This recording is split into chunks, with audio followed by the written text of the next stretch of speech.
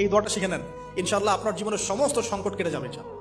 আমি নিজেও এই দোয়াটা বেশি বেশি করার চেষ্টা করি। দোয়াটা হচ্ছে, মুসা আলাইহিস সালাম একটা গাছের নিচে হেলান দিয়ে বসলেন, বসে দেখলেন দুজন মেয়ে দাঁড়িয়ে আছে দূরে, পানি নিতে পারছে না। লোকজন পানি নিয়ে যাচ্ছে, ওরা দাঁড়িয়ে আছে বেচারি। মুসা আলাইহিস সালাম গিয়ে বললেন, কি সমস্যা আপনাদের? এটা নিয়ে আপনারা আবার মেয়েদের সাথে কথা বলার চেষ্টা করেন, ঠিক আছে? তো মাহারাম গায়রা মাহারাম মেনে চলে। তারা বললেন যে আমাদের বাবা অনেক বৃদ্ধ মানুষ, আমরা পানি নিতে পারি না যতক্ষণ না আমাদের কম পানি নিয়ে চলে যায়। মুসা আলাইহিস সালাম একটু বললাম না, ফিজিক্যালি খুব স্ট্রং ছিলেন, থাকে না বডি বিল্ডার, সামনে গিয়ে কথা বলে সরব পানি দিতে দাও, তখন মানুষ একটু মূল্যায়ন করে না।